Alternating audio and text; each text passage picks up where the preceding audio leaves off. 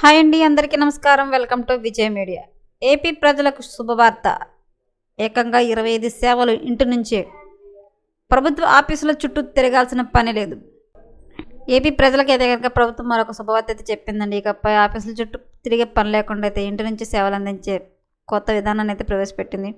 So దానికి సంబంధించిన పూర్తి వివరం చెప్పడం కోసం నేను వీడియో చేస్తున్నాను. వీడియోని అక్కడ స్కిప్ చేయకుండా పూర్తిగా చూడండి. అప్పుడే నేను చెప్పే సమాచారం మీకు బాగా అర్థమవుతుంది.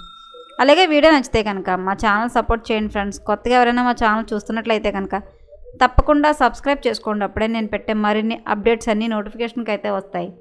అలాగే వీడియోని లైక్ చేయడం వల్ల వీడియో కొంతమందికి రీచ్ అయ్యి ఇన్ఫర్మేషన్ మరికొంతమందికి అయితే రీచ్ అవుతుంది. సో లేట్ చేయకుండా ఆ వివరాలు ఏంటో చూద్దాం. ఆంధ్రప్రదేశ్ ప్రజలకు ప్రభుత్వం తీపి కబురు తెచ్చింది. ప్రభుత్వం ఆఫీసుల చుట్టూ తిరిగే పని లేకుండా సేవల్ని సులభంతరం చేస్తోంది. మొత్తం 25 సేవల్ని ఒక క్లిక్ దూరంలో పురపాలక శాఖ అందుబాటులోకి తీసుకువచ్చింది.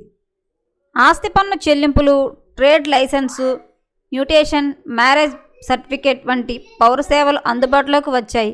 ప్రజలు వారికి అవసరమైన సేవల్ని ఎంచుకుని వివరాలు ఎంటర్ చేస్తే కమిషనర్ లాగిన్ వెళతాయి.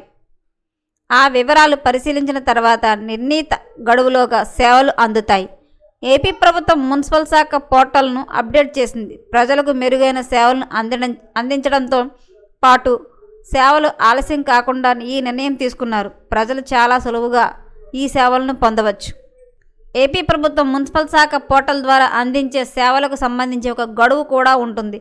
ఎవరైనా ఇంటి పన్నుకు సంబంధించి 15 రోజులు, ట్రేడ్ లైసెన్సుకు 7 రోజులు, మ్యారేజ్ రిజిస్ట్రేషన్తో పాటు సర్టిఫికెట్ జారీకి 3 రోజుల గడువు ఉంటుంది. ఇలా ఈ పోర్టల్ ద్వారా అందించే 25 రకాల సేవలు ఎన్ని రోజుల్లో అందించాలో క్లియర్గా ఉంటుంది. ఒకవేళ ఈ గడువులోగా సేవలు అందించకపోయినా, ఆలస్యం చేసినా, దరఖాస్తును తిరస్కరించినా సరే దీనికి సంబంధించి కారణాలను దరఖాస్తు చేయించుకున్న వారికి తెలియజేయాల్సి ఉంటుంది. ఒకవేళ కారణం లేకుండా ఆలస్యం చేసినట్లు తేలితే సంబంధిత ఉద్యోగులతో పాటుగా అధికారులని బాధ్యులను చేస్తారు, క్రమశిక్షణ చర్యలు తీసుకుంటారు. ప్రజలు ఈ మున్సిపల్ శాఖ పోర్టల్ ద్వారా పొందే సేవలకు సంబంధించి ఫీజుల్ని నగదు రహిత చెల్లింపులు చేయవచ్చు. క్రెడిట్ కార్డ్, డెబిట్ కార్డుల ద్వారా ఫీజులు చెల్లించే అవకాశం కల్పించారు. ప్రజలు పొందే ఈ సేవలకు సంబంధించి ఫీజుల వివరాలను కూడా పోర్టల్లో ఉంచారు. ఇంటి ఆస్తి పన్నుకు సంబంధించి స్థలం కొలతలతో నమోదు చేయగానే ఫీజుల వివరాలు ఆటోమేటిక్గా వస్తాయి. ప్రజలు పురపాలక శాఖ వెబ్సైట్ ద్వారా కూడా ఈ సేవలను పొందవచ్చు. ఈ వెబ్సైట్ ఓపెన్ చేయగానే అక్కడ ఫింగర్ ప్రింట్ టిప్స్లో మున్సిపల్ సేవలు అనే ఆప్షన్ ఉంటుంది. అక్కడ ఆన్లైన్లో అందించే పౌర సేవలను సంబంధించి వివరాలు కూడా కనిపిస్తాయి. అక్కడ అవసరమైన సేవలపై క్లిక్ చేసి నగరం, పట్టణాన్ని సెలెక్ట్ చేసి అవసరమైన వివరాలు, డాక్యుమెంట్లు అప్లోడ్ చేసి సబ్మిట్ చేయాల్సి ఉంటుంది. ప్రజల నుంచి వచ్చిన అర్జీలు మున్సిపల్ కమిషనర్ లాగిన్కు వెళతాయి. ఆ తర్వాత ప్రక్రియ ప్రారంభమవుతుంది. ప్రజలు ఈ సేవలను వినియోగించుకోవాలని అధికారులు సూచిస్తున్నారు.